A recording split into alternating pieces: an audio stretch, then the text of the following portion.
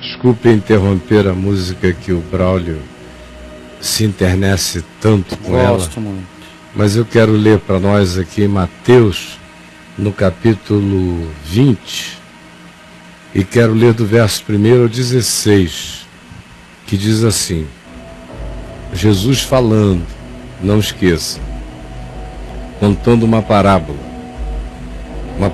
que tinha como contexto o fato de que os religiosos de Israel estavam absolutamente incomodados com as companhias de Jesus, como cura, graça, acolhimento, bondade, inclusividade, solidariedade eram expressos por Jesus por todos aqueles que a religião considerava amaldiçoados na vida. E a graça de Deus se manifestava na vida dos pequeninos, pobres, marginalizados, doentes, endemoninhados, angustiados, aflitos, pecadores feridos por seus próprios pecados e que vinham a Jesus e ele deles se fazia amigo, não de cumplicidades, mas amigo de libertação. E aí os religiosos de Israel se enfureciam com a manifestação da graça de Deus sobre essas pessoas. É o que essa parábola nos ensina quando diz, porque o reino dos céus é semelhante a um dono de casa, que é Deus, que saiu de madrugada para assalariar trabalhadores para trabalharem na sua vinha. E tendo ajustado com os trabalhadores a 1 denário por dia, mandou-os para a vinha.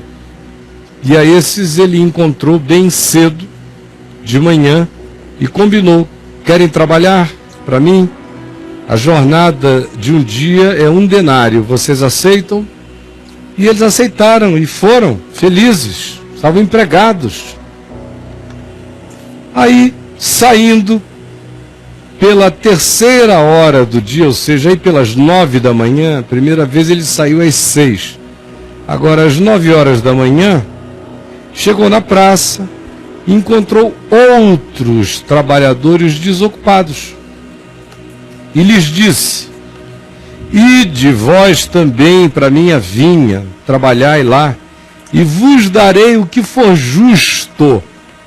Com esse segundo grupo ele não acertou que seria 1 denário, só com o primeiro grupo.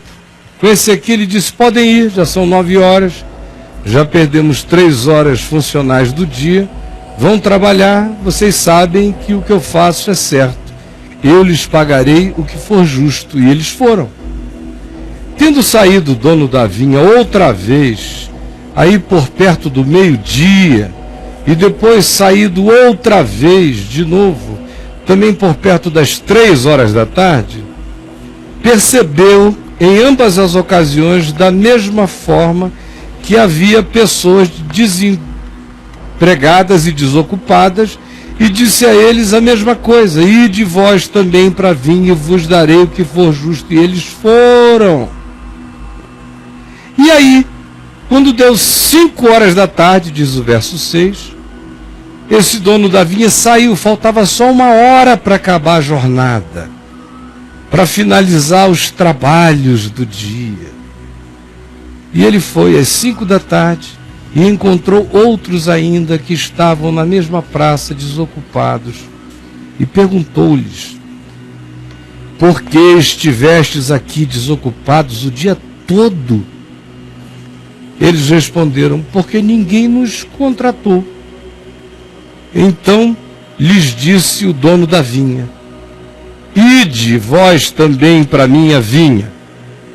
A esse ele não disse nada, não disse, vos darei o que for justo, apenas disse, ide para a minha vinha trabalhar, só falta 1 hora, mas vão para lá. Estabeleceu só um contrato de palavra, sem barganha, sem referência. Só com os primeiros é que ele disse que era 1 denário o dia de trabalho. Ao cair da tarde, às 6 da tarde, 1 hora depois desse último grupo ter começado a trabalhar, não sei nem se chegaram a suar, Nesse momento, disse o Senhor ao seu administrador: chama os trabalhadores todos até aqui e paga-lhes o salário, começando pelos últimos, pelos que chegaram às 5 da tarde, e vai decrescivamente paga até os que chegaram às 6 horas da manhã. Vindo, portanto, os da hora 1/10, os que chegaram às 5 da tarde, recebeu cada um deles 1 denário, que fora exatamente a quantia prometida aos que foram trabalhar às 6 horas da manhã. E esses que trabalharam só 1 hora ganharam 1 denário. Chegaram os primeiros, na sua vez, pensando que receberiam, portanto, muito mais. Porém, também estes receberam 1 denário cada um. Mas, tendo-o recebido, reuniram-se e murmuravam contra o dono da vinha, dizendo: que injustiça! Ele nos disse que nos pagaria 1 denário para virmos trabalhar. Nós chegamos às 6. Para vocês ele nem disse nada. E para esse grupo que chegou agora aqui, 5 horas da tarde, ele também não disse nada. E deu para todo mundo a mesma quantia que deu a nós que chegamos aqui às 6 horas da manhã. É injustiça. Assim raciocinaram. E ainda se queixaram de que eles tinham experimentado todo o calor do dia, suportado a fadiga, toda aquela coisa de trabalhador amargurado, que fez um contrato de 1 denário, mas agora olhou para o lado e viu que o dono do negócio era doido de graça e estava dando para todo mundo a mesma coisa, e ficaram com raiva do dono e com raiva de quem estava recebendo, porque não mereciam. Olharam para o lado e ficaram com raiva e inveja, olharam para cima e murmuraram de Deus, como acontece o tempo todo em todas as áreas da vida. Quando esse espírito pequenino desses trabalhadorzinhos sindicalizados e legalistas, espiritual e existencialmente falando, se instala numa alma humana. Mas o Senhor, respondendo, disse a um deles, que era o representante da classe, era o que estava dizendo: estes últimos trabalharam apenas 1 hora, contudo os igualastes a nós que trabalhamos e suportamos a fadiga o dia todo. Aí o proprietário lhe disse: amigo, não te faço injustiça. Não combinaste comigo 1 denário? E o homem teve que sacudir a cabeça e dizer que sim.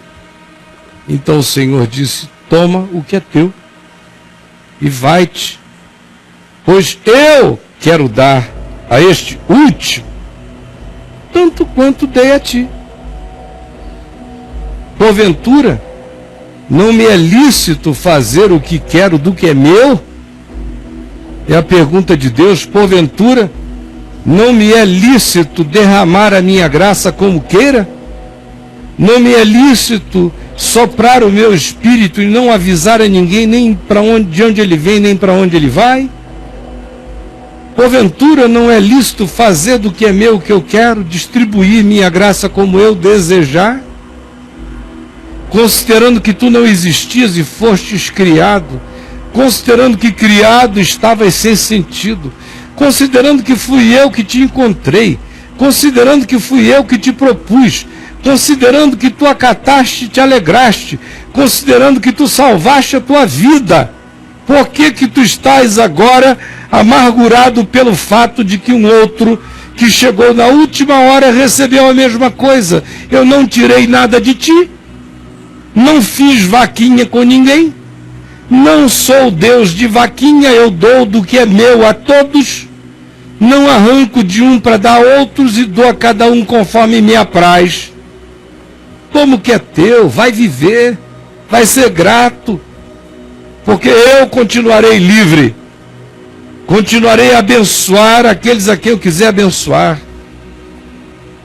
galardoar a quem eu quiser galardoar, honrar a quem eu quiser honrar, ser excessivo em misericórdia com quem eu quiser ser excessivo em misericórdia, e saiba o seguinte: o pior que você pode receber de mim é o que eu te prometi. É o pior. Eu não te prometi um denário e eu te dei um denário. O pior que se pode ter de Deus é justiça. E o melhor que se pode ter de Deus é graça indizível. Quem faz contrato com Deus recebe o que de Deus contrata.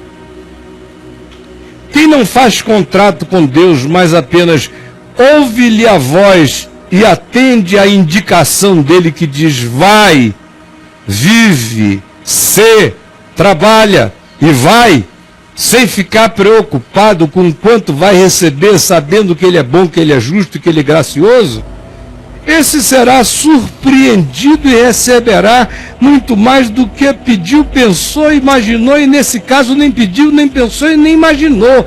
Foi, se entregou, creu e foi. Pior, meu amigo, que você pode receber de Deus é justiça, e justiça é o que todo mundo diz que quer, né? Não é isso? De Deus, pior que se pode receber é justiça. Não é o que a gente reivindica o dia inteiro, justiça? Pois é, de Deus a gente, no mínimo, recebe justiça.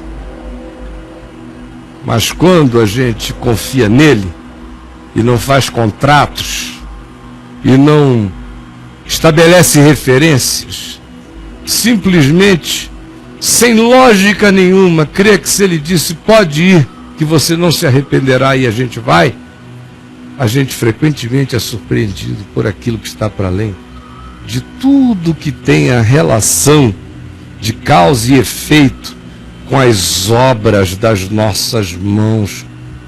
Mas aí é que a graça de Deus começa a fazer mal ao coração humano. É quando a gente começa a questionar a distribuição de coisas, de oportunidades, de dons, de talentos, de perdão, de ocasião. Como é que eu estou aqui há 50 anos? Chegou agora esse cara e de repente ele está todo cheio de umas intimidades com Deus, e parece que Deus está dando tal intimidade a ele mesmo. E o coração vai ficando com raiva. E a gente vai ficando mal, foi o diagnóstico de Jesus.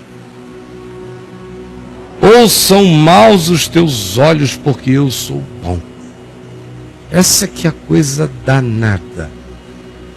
Que era o que acontecia com os fariseus. Os olhos deles iam ficando dia a dia piorados, tanto mais quanto eles vissem Jesus sendo bom com o pecador, com a meretriz, com o publicano, com o desvalido, com as criancinhas, com os velhinhos, com os soldados romanos, com os centuriões, com os que frequentavam a casa de Herodes.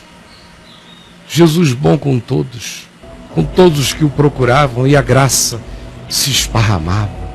E as pessoas tocavam nele e eram curadas. Ele mandava uma mera palavra e os milagres aconteciam.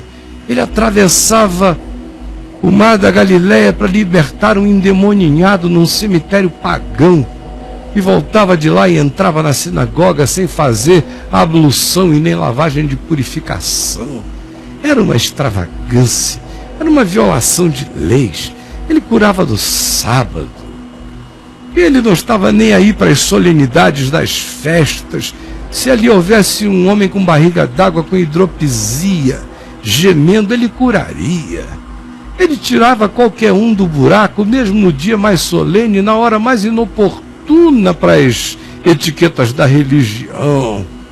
E eles iam ficando, esses que eram os guardiões das realidades de Deus a serem conservadas em formol, odiavam a liberdade da graça, odiavam essa liberdade de Deus de dar a quem quer como Ele quer, de dizer que não depende nem de quem quer nem de quem corre, mas de usar o Senhor de misericórdia para conosco.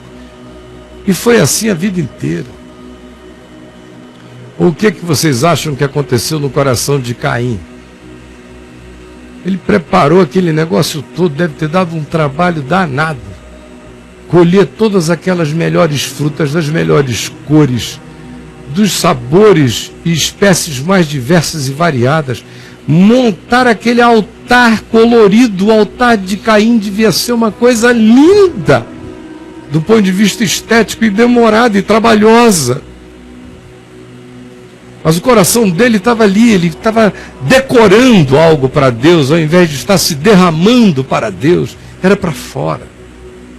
Aí lá vem o Abel, uma ovelhinha de nada, pega a ovelhinha em cima de uma pedra, tira do seu facão e corta a jugular da ovelhinha e a sangra na pedra no altar, enquanto ergue as mãos e diz: Senhor, tem misericórdia de mim, porque eu sou um pecador. Que o sangue desse inocente me cubra. E a cruência visceral e sincera daquela declaração subiu como um aroma de amor verdadeiro diante de Deus. E o Senhor inspirou a oferta de Abel. E Caim olhava para o lado com ódio, com raiva da graça. Raiva da graça fez o primeiro homicídio acontecer. Raiva da graça. Raiva da graça fez muita gente boa pirar no deserto com Moisés, inclusive Miriam e Arão. Por que o dom dele é esse grandioso e o nosso não? Foi raiva da graça que fez os filhos de Jacó entregarem José primeiro à morte, depois, num pensamento condescendente, à escravidão para sempre.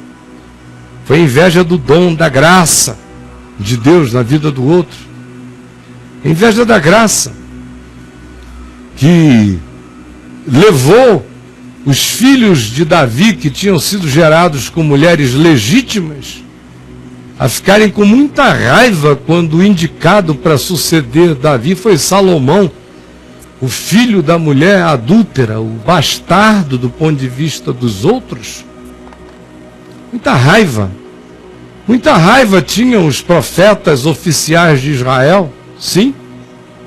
Raiva dos profetas marginais, que não frequentavam o templo, que viviam nos desertos, que cuidavam de bois, que eram padeiros, que não cumpriam os ritos da religião, mas que andavam cheios do Espírito Santo e proclamavam a palavra de Deus em liberdade e frequentemente diziam tudo que o status quo e o establishment religioso e político não queriam ouvir.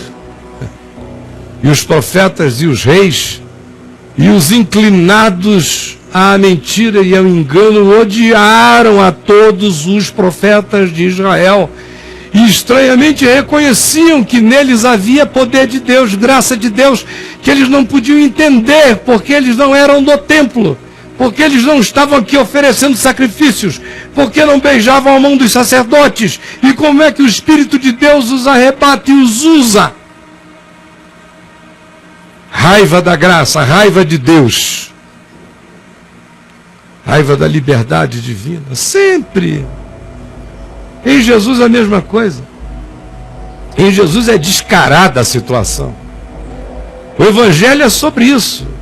É a raiva que o legalismo, que estabelecia salvação pela porta da religião e das suas observâncias, sentia de Jesus, que dizia: eu sou a porta, e quem entrar por mim será salvo, entrará e sairá e achará pastagem e terá liberdade de ir e vir.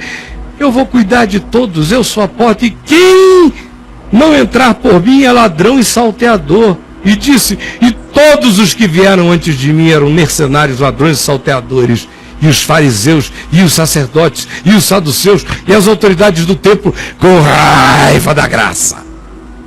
Raiva da graça o tempo todo, a ponto de que todos os evangelhos nos dizem unanimemente que foi por inveja que eles o entregaram.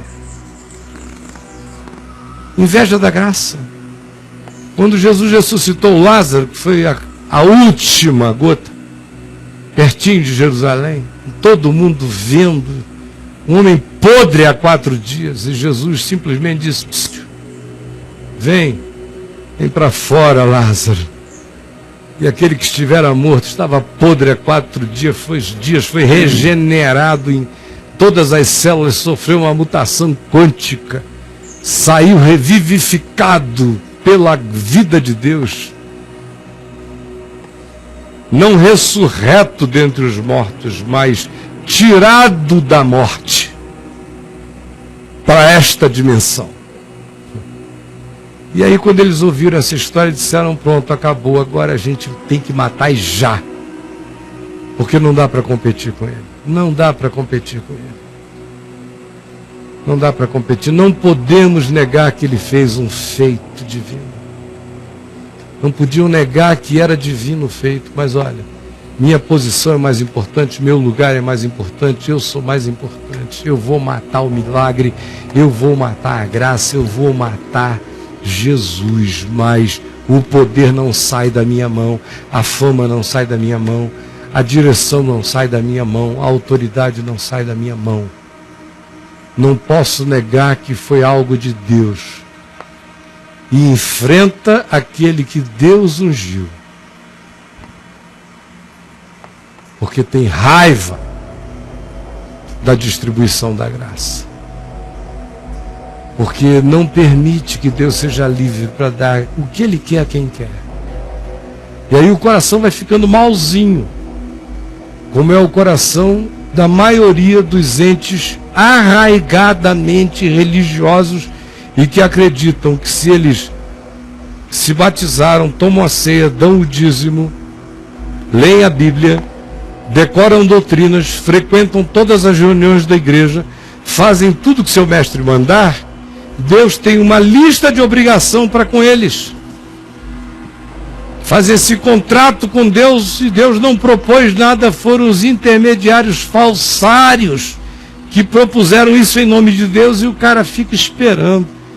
E enquanto isso, o Senhor vai se revelando a quem não perguntava por Ele, vai derramando o Espírito dele a quem não está interessado em nada a não ser em ter paz, em encontrar vida. E quando encontra, diz: meu Deus, achei a pérola de grande valor. E não se transforma num pavão, mas anda em quebrantamento, ainda que aos olhos de todos seja um desprezível. E os que assistem essa ação da graça de Deus, sem a ela se renderem, discordando de Deus, como tem gente com muita raiva de Deus por minha causa. Tem muita gente que ficou feliz em 98 e 99, teve gente que disse oba, milhares aqui mesmo, tanta gente já testemunhou no meu site, por aí afora. O povo me diz, quebrantado, arrependido hoje. Quantas vezes eu vi e estive presente quando disseram oba, oba, foi tirado esse negócio da nossa frente. Aí o Senhor, que não desistiu nunca de mim, que ao contrário estava me salvando daí para poder realizar um bem maior em mim, porque o Senhor me ama, e não as funções representativas que outros me atribuíam. O negócio de Deus é com a minha alma, não é com representações, nem com imagem, nem com fachadas, é com o meu serzinho eterno. Aí eles se regozijaram e ficaram vendo. Eu escrevi o site, me bateram 250 mil cartas, logo assim de cara, a maioria delas dizendo: vai morrer, seu desgraçado. E a palavrinha lá, a palavra lá, uma semente depois da outra, e o Espírito foi fazendo como quis, fazendo como quis. Hoje vocês pensam que eu não sei, que tem uma quantidade enorme de gente olhando com raiva de Deus, dizendo: eu não concordo com Deus. Não concordo com Deus. Um cara que tivesse sido como Caio, referência das referências históricas que este país já conheceu nesses 150 anos, nunca tinha tido ninguém numa geração com aquele impacto. Não podia ter se divorciado, não podia ter tido um caso extraconjugal. não podia, além de tudo, não ter querido ficar arrependidamente na igreja evangélica, aceitando todas as nossas disciplinas. Ele não tinha esse direito. Então agora está morto para nós. Ainda que esteja vivo para Deus, está morto para nós. E eles acham que a raiva é de mim que eles estão sentindo, os coitadinhos. Migão, minha querida, meu querido, você está sentindo a raiva da graça. Porque eu não tenho poder de seduzir Deus, não. Eu só sou eu, e Ele me ama, e eu o amo. Amém. Dos pecadores eu sou o principal, justamente por isso, onde abundou o pecado, superabundou a graça. E eu não tenho nada a ver com isso. Ele só disse: Caio, olha, todo mundo diz que já passou da hora, que já é a 1/10 hora da tua vida. Eu não vou te dizer o que eu vou fazer. Vai. Eu fui, sem saber o que ia acontecer. Quando ele me chamou a primeira vez, aos 18 anos de idade, 6 horas da manhã, ele até contratou algumas coisas comigo. Ele cumpriu todas, na maior justiça. Ele disse que me usaria, que tudo aquilo que aconteceu na minha vida eu ouvi em 3 ou 4 palavras proféticas da maior idoneidade. E aí, quando tudo que de ruim aos sentidos de todos me aconteceu, teve gente que disse: morreu e acabou. Mas o Senhor disse: quem diz a última palavra sou eu. Não foi isso que você pregou a vida inteira lá para os discípulos de Emaús, que perguntaram quais são as últimas notícias? Tu não pregaste a vida inteira que quem dá a última notícia sou eu? Que eles estão com a notícia de 98, 99, eu já estou com a notícia desde antes da fundação do mundo. E eu nunca te deixei, jamais te abandonarei. Vai, e não me perguntes para o quê. Deixa que o mais eu farei. E eu vim. E toda vez que me perguntam se eu tenho sonhos e planos, eu digo que não tenho, porque eu não tenho nenhum. Eu estou agora vivendo a segunda experiência ministerial. Eu já fui um trabalhador do primeiro dia, da primeira hora, bem novinho, esforçado nas fadigas. E hoje eu sou um trabalhador da 1/10 hora. Hoje eu não sei o que vem pela frente. Mas ele disse: vai, e eu estou indo. E todo dia eu me surpreendo com coisas maravilhosas, lindas, incríveis, impensáveis. Mas tem gente aí com raiva, doente. Quanto mais Deus me abençoa, mais doentes e raivosos e piorados alguns ficam. Estou usando o meu exemplo para você entender do que eu estou falando, entendeu? Agora, pode pensar em qualquer outra coisa. Acontece muito em casa, na família. Tem filhos obedientíssimos, aí de repente aquela ovelha negra vai, apronta todas, um dia volta igual um pródigo, quebrantado, arrependido, os pais ficam felizes, uma festa é feita, mas os filhos ficam com raiva dos pais, não entendem, boicotam, é uma desgraça. E a comparação para um lado, para o outro. Por que ele já tem isso? Por que eu não tenho? Por que ele tão novo já alcançou e eu já trabalhei tanto e não cheguei aí ainda? E pode ir esparramando isso para todas as dimensões da vida. Casamento, namoro, relacionamento, trabalho, percepção espiritual, alegria e expressão de comunicação da verdade de Deus no mundo, ministerialmente.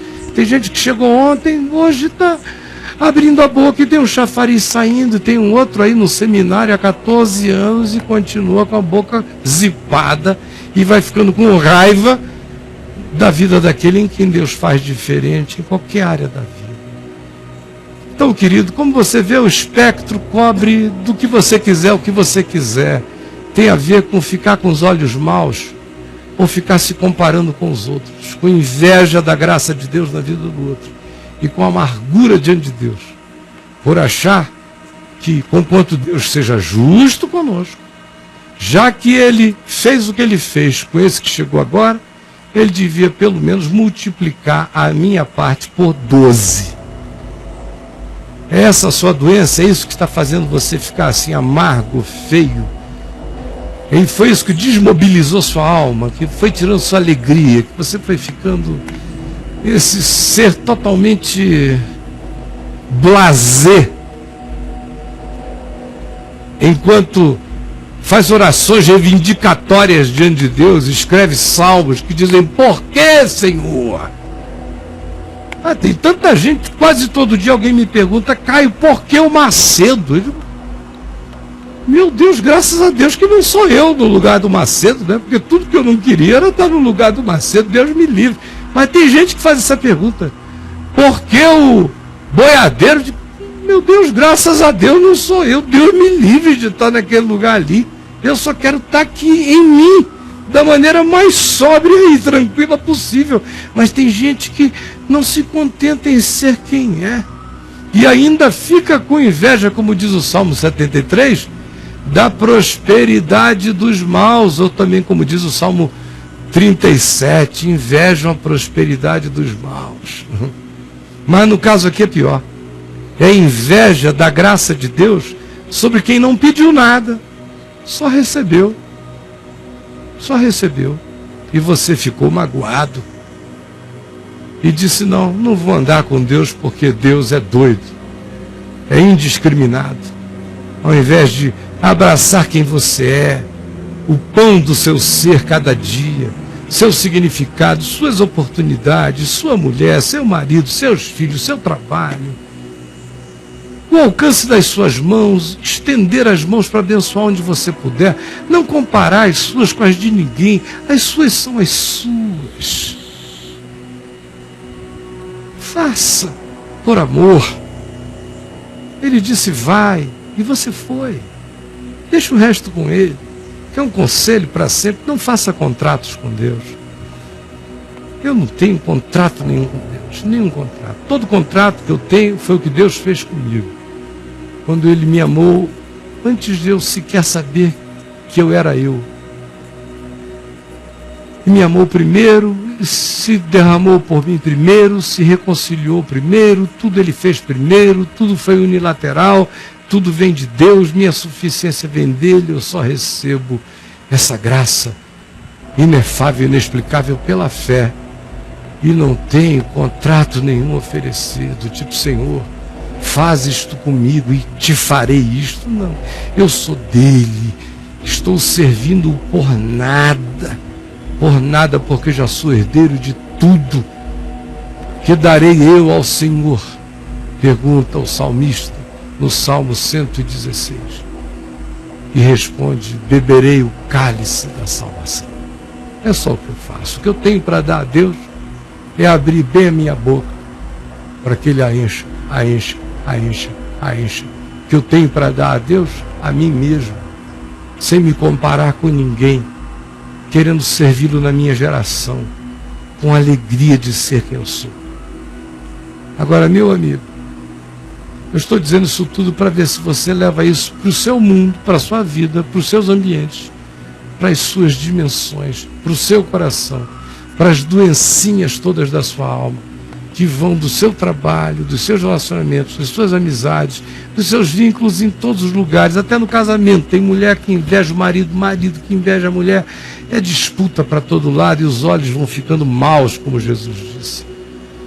Quem rejeita e resiste à liberdade de Deus de fazer o que Ele quer, como Ele quer, em quem Ele quer, vai ficar com a alma negra. Os olhos se tornarão maus, estranhamente, porque Deus é bom. Não deixe que a graça de Deus seja recebida como ataque na sua vida. Acolha-a para você e agradeça-a sobre todos. Como disse Moisés, quando Josué veio reclamar, porque Moisés pedira e o Espírito Santo se derramara sobre muita gente no acampamento de Israel no deserto, e eles profetizaram. E Josué veio enciumado e disse: Moisés, repreende-os para que não profetizem. E Josué, coitadinho, pequenininho de cabeça, achava que Deus estava se engargalando em Moisés. Aí Moisés disse: Josué, não sejas tolo. Oxalá todo o povo de Deus profetizasse, porque afinal de contas, qual é a promessa dessa última hora? Eis que eu derramarei do meu espírito sobre toda a carne, e os vossos jovens sonharão, os vossos velhos terão visões sobre todos, homens, mulheres, até sobre os mais humildes. E para ir mais longe ainda, através do profeta Oséias, Deus diz: até sobre os meus servos e sobre as minhas servas derramarei do meu espírito naqueles dias. Ou seja, até sobre os crentes, até sobre nós. Porque Ele está derramando aonde nós não sabemos. E na maioria das vezes onde nós não admitimos e não queremos. Mas se Ele derrama até sobre nós, a gente tinha que pelo menos criar vergonha na cara. E olhe, se enxergando, dizer: graças a Deus até eu sou selado por essa graça. Então se eu sou, topo do mundo e qualquer outro pode ser, e que eu não me encontre brigando contra os mistérios da graça de Deus derramados na vida de ninguém, de forma nem de modo nenhum. Eu não quero.